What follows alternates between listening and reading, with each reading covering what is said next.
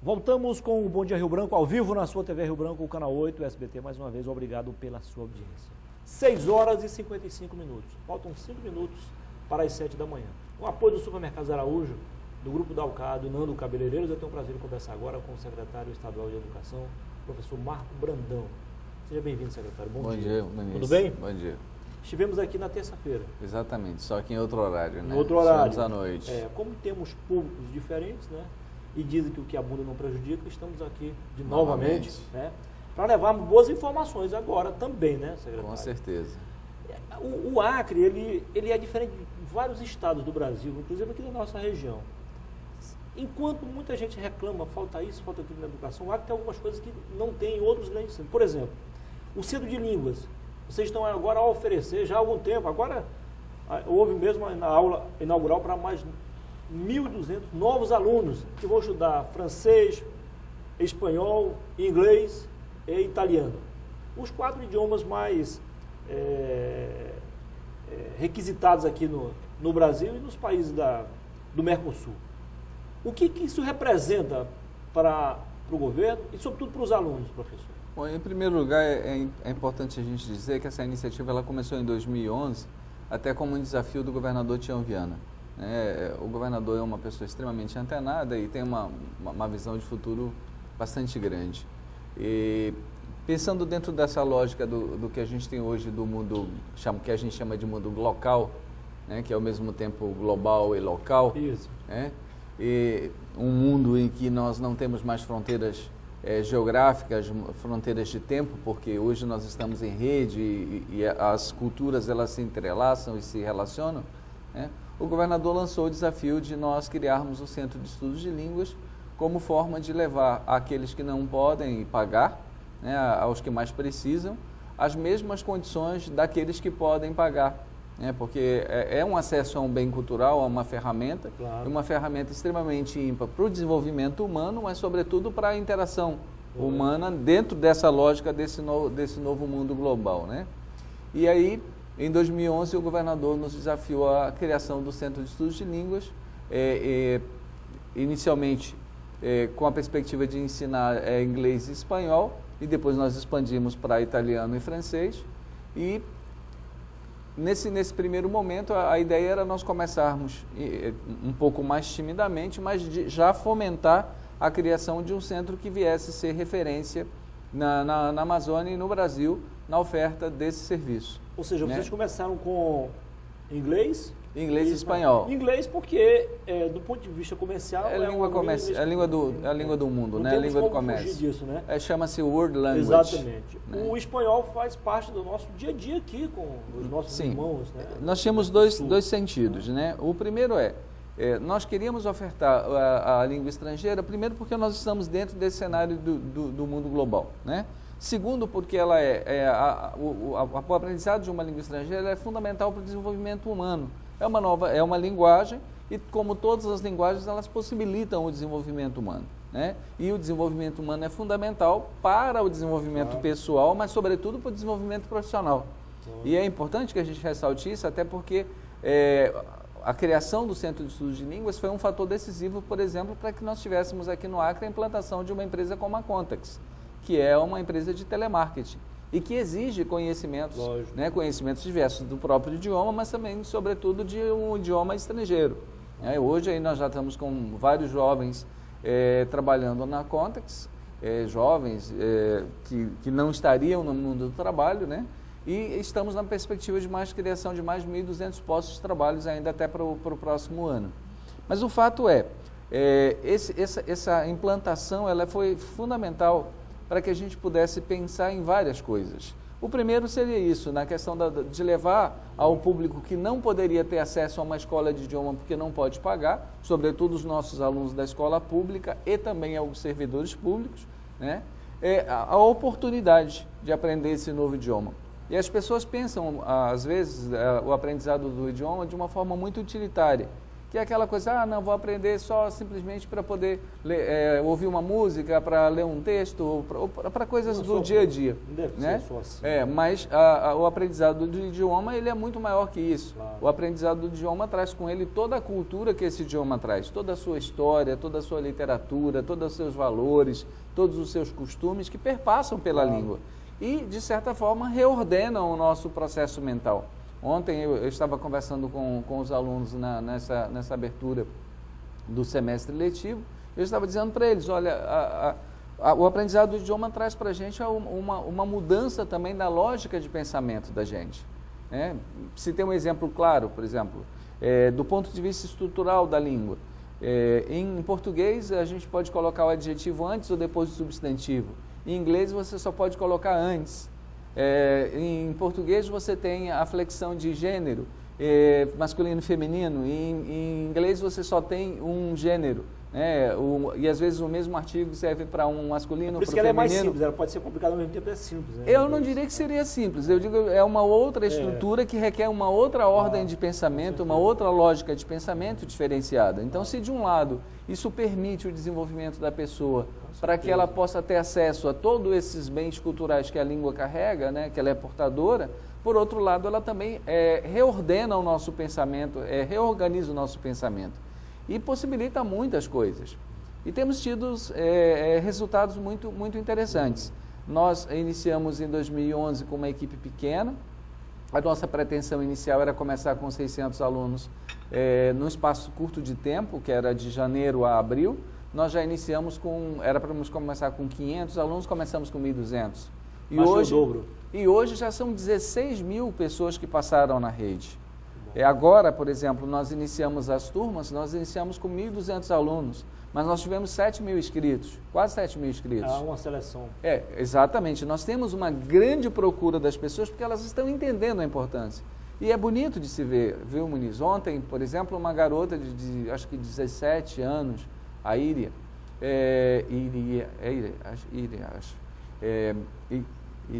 acho que esse é o nome, mas a moça falando com propriedade e você vendo como o aprendizado dela dentro da escola de idioma, do centro de idiomas, do centro de línguas, foi decisivo para a transformação dela como pessoa.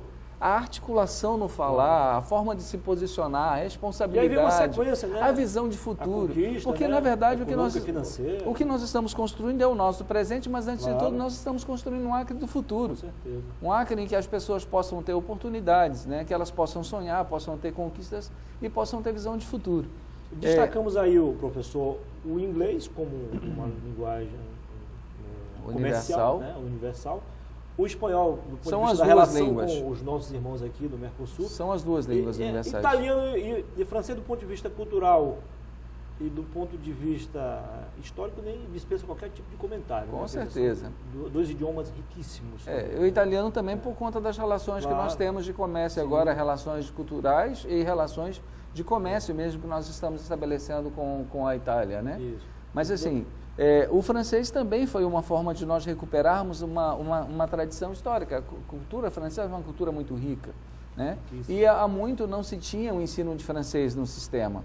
E nós recuperamos o ensino do francês, inclusive criando oportunidade de trabalho para os professores que não tinham mais oportunidade de trabalho. O senhor me fez lembrar agora o Dr. Rodi Perazzo, que é um professor público, amigo nosso. Conheço. Há 15 anos, a luta dele, o sacrifício para trazer para cá um curso de italiano, mas poucas vagas, né? Porque falta de estrutura e tudo. Aí hoje a gente vê, quer dizer, muito mais vagas, mais fácil. E com qualidade. Com qualidade. E com qualidade, porque o que é importante você ter em mente é que o ensino que se pratica de língua estrangeira no Centro de Estudos de Línguas é o mesmo que o aluno teria numa escola de idiomas particular, o mesmo.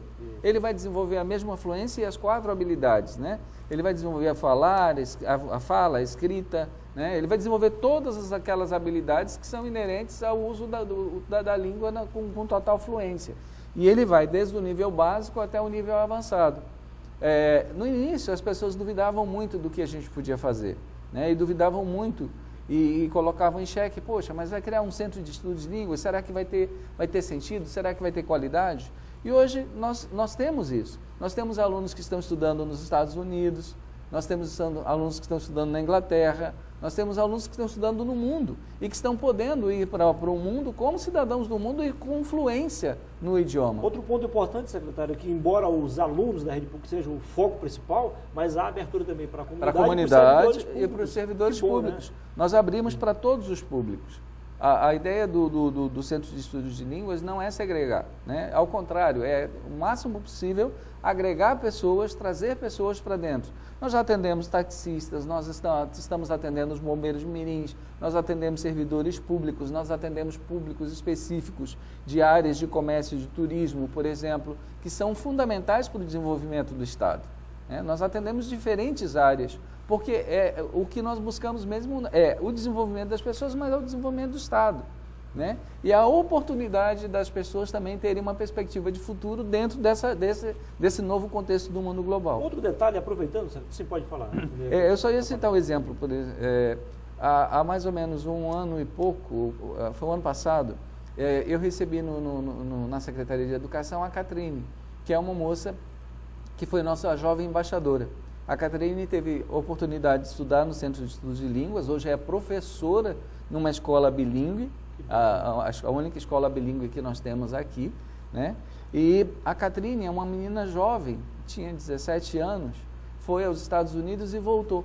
Uma família extremamente humilde, e um dia ela foi conversar comigo, ela e a mãe dela foram conversar comigo na Secretaria de Estado de Educação, e conversando com a Catrine, a postura da moça chama a atenção e como ela mudou, né? E como ela se enxerga hoje é de uma forma diferente. E a mãe dela virou para mim e disse: olha, professor, eu estou com muito medo. E eu perguntei: mas medo do que, senhora? Aí ela me disse: eu estou com medo da minha filha. E eu digo: mas medo da sua filha? Ela disse: ela não consegue parar de falar no que ela viu, no que ela vivenciou e no que ela quer para o futuro dela. Eu digo: mas essa é a essência, claro. Essa é a essência do que a gente está fazendo. É a perspectiva de futuro, é a perspectiva de crescimento, claro. E a perspectiva de se enxergar como cidadão do mundo sem fronteiras. Né? Se enxergar como uma pessoa dentro desse mundo sem fronteiras.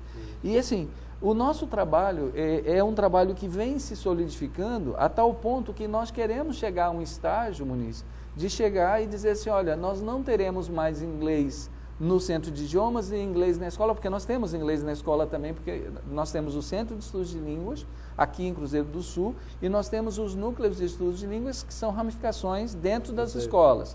Mas nós queremos chegar ao ponto de dizer: olha, todo aluno da rede pública vai ter acesso ao ensino de idiomas dentro dessa lógica.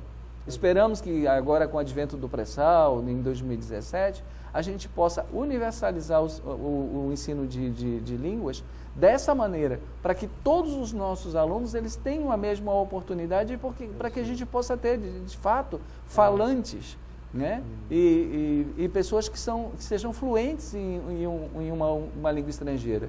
E assim, é uma coisa que é viciante, ela vicia.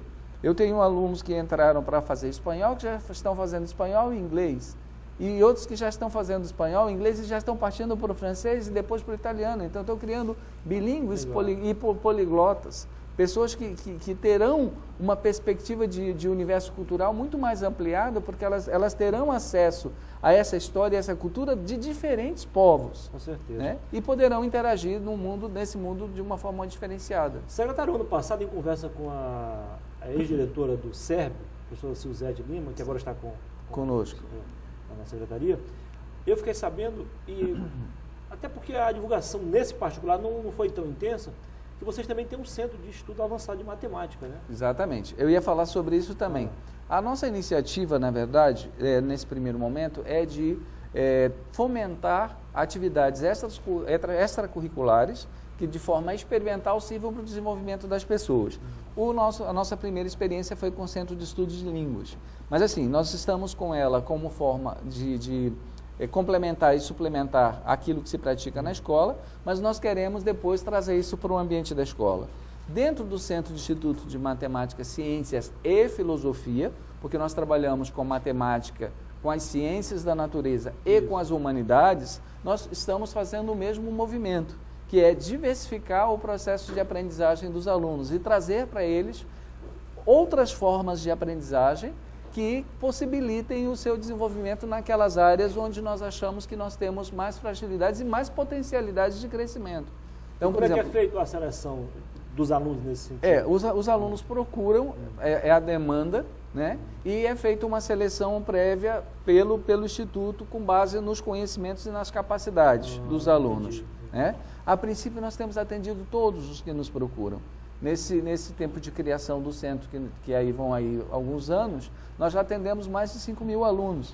Mas, assim, é prazeroso quando você vê crianças e jovens indo para o Instituto de Matemática, que fica ali onde era o antigo Mira Shopping, por livre e espontânea vontade para aprender matemática, para aprender ciências da natureza e para discutir filosofia, que é a base de tudo, a base do conhecimento, a base do pensar, a base do ser, do existir. Estamos chegando ao final do programa, mas eu não poderia deixar de falar aqui, secretário, de uma outra boa novidade. Daqui a pouquinho, vocês vão inaugurar a escola, Maria a tradicional Angélica. Escola Maria Angélica de Castro, que foi alvo de muitas críticas dos deputados, sobretudo dos vereadores, até porque ela fica a alguns metros da Câmara dos Vereadores. É um dia de festa hoje. Então. Com certeza. A Escola Maria Angélica é uma escola tradicional, o próprio governador estudou na Maria Angélica, e assim, eu estava vindo para cá e eu estava pensando, eu digo, nossa, como é interessante, né? Nós estamos entregando ou devolvendo para a comunidade uma escola que é uma escola histórica. É verdade. E que formou muitas pessoas importantes no Acre. Promotores, né? Desembargadores. Nossa.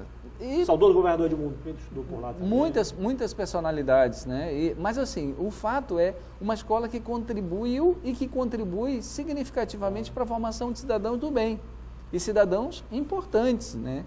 E que com perspectiva de futuro, porque quando a gente reconstrói uma escola, ao mesmo tempo em que a gente faz jus e valoriza o passado dessa instituição, ao mesmo tempo a gente constrói e reconstrói o presente e anuncia um futuro, claro. Né? E constrói um futuro, e um futuro que a gente espera que seja um futuro de sucesso, né? Na medida em que você entrega essa escola, e essa escola é uma escola de qualidade, você vislumbra ali que é o locus para crianças que poderão ser os nossos futuros, né? Os futuros adultos e que farão as grandes transformações sociais que nós esperamos para que a gente tenha um mundo melhor e mais transparente, mais justo. Secretário, agora é uma pergunta que todo mundo gostaria de saber. Por que tanto tempo passou a obra ser concluída? Pô, nós temos vários motivos para que a obra fosse um pouco mais demorada. O primeiro delas foi aquela enchente de calamidade lá do Rio Madeira, que dificultou. Foi exatamente naquele tempo. Né? E depois, quando nós estávamos com a obra prestes a ser entregue esse ano, nós tivemos a enchente do Rio Acre e ali fica as margens do Rio Acre. Então, toda a reforma que já tinha sido feita teve que ser, boa parte, refeita porque ela passou por um processo de enchente. A reforma da reforma. Nós tivemos que fazer uma reforma da reforma. Mas, enfim, nós estamos entregando a escola à comunidade, a comunidade recebe a escola, na verdade já está funcionando, nós vamos fazer a entrega formal, né? E agora é caminhar para que a escola continue fazendo aquilo que ela sempre fez, que é a educação pública gratuita e de qualidade. Muito obrigado pela entrevista, secretário. Foi um prazer ter você aqui no Bom Dia. Bom dia. Tenha uma ótima sexta-feira e um bom café para todo mundo. Com certeza. Depois do intervalo comercial, eu volto para falar de esportes com Jane Silva. Agora são 7h13 em Rio Branco.